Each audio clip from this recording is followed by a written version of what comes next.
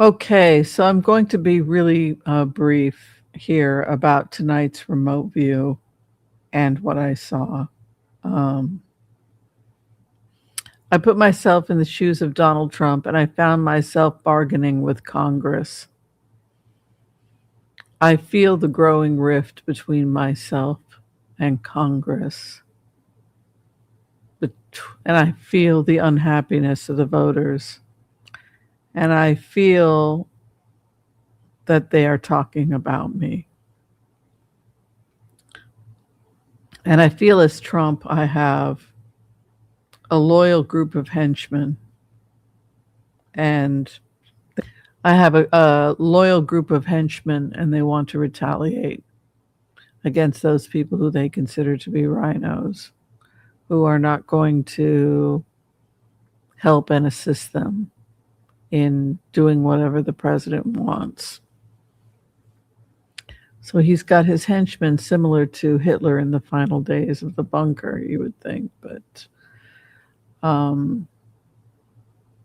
now he is bargaining with Congress and with his cabinet, and that is because I don't think he wants to go back to DC, which is starting to get the polar vortex that people had predicted it would be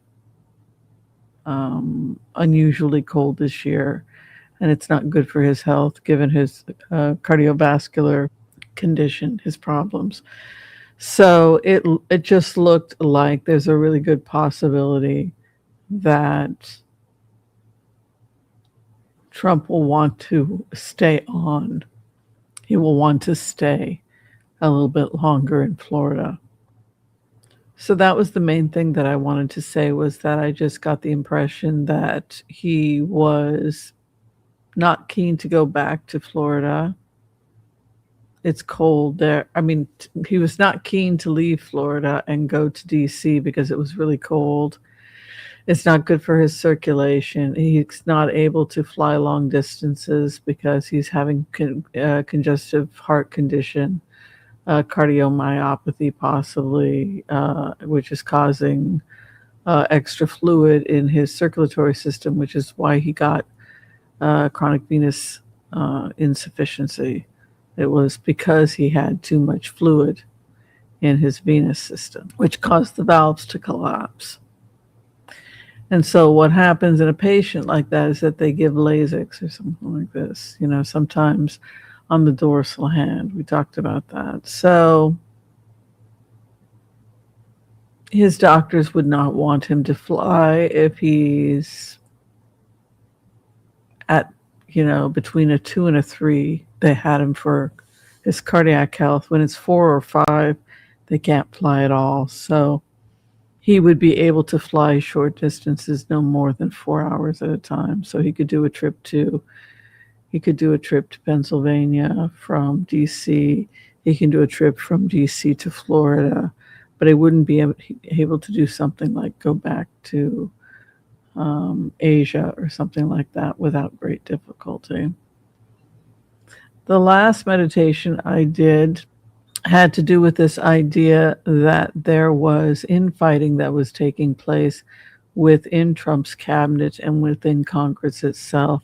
And we had talked about the fact that there would start to be this ripple effect, or that we would start to see the GOP stripping members, people who had nothing to lose. And so we could start seeing more and more GOP, higher numbers than we had anticipated in the past, as more and more people start to think about their legacy. If Trump gets impeached again, it feels to me, based on this remote, that if Trump is going to be impeached again, the people who are left in Congress, the people who are left in Senate, will feel morally obligated to call for his removal, because they will not want it to go on their records, and this is important to understand, that they were covering up for a pedophile. That if this becomes grounds of impeachment, if it becomes grounds of impeachment because Donald Trump intentionally covered up documents that showed he was associated with one of the most notorious pedophiles in American history. And if a member of Congress does not vote to impeach him, should the articles of impeachment come up that he actively did that Trump actively was part of that cover up, that he gave the DOJ orders. Because you can be sure Pam Bondi and the intelligence agencies are going before Congress, and they are this is part of the tension and the horror and the terror that is the collapse of Congress. You see, it's the hearings. Yes, it's those winter hearings when you're going to have to answer to the American people why you were holding on to this kind of data and why you intentionally were covering up names, specifically the President of the United States. So that is where we're headed. And but when I put myself in the shoes of Donald Trump, I feel that I don't want to go anywhere. I feel that I'm picketing. I feel that if you want me to leave, you're going to have to pay me. You're going to have to pay me what I'm worth. If you're serious about removing me, this is how I feel as Donald Trump. If you're serious about removing me, you're going to give me a lot of what I want, which means you're going to give me a pardon and you're going to give me money and you're going to do things for me. So it could be a situation where Congress finds itself at the mercy of a madman, in the sense that they so desperately want him to leave. And if he decides to play hooky and just refuse to come back from Florida, and then he's negotiating some game with Congress where I'm not going to come to work and I'm not going to give you what you want unless you give me one. The other thing that's disturbing about this remote or this energy that I'm going into is it's increasingly infantile. I want it. I want it.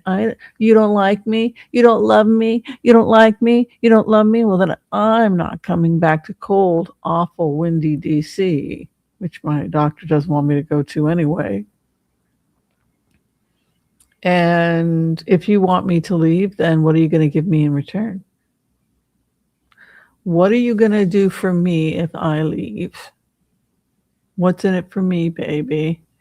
Do I have a pardon? Do I have a this? Do I have a this? Do I have the other? That is where we are headed energetically, while this president has some control of the situation, which he is quickly losing control of.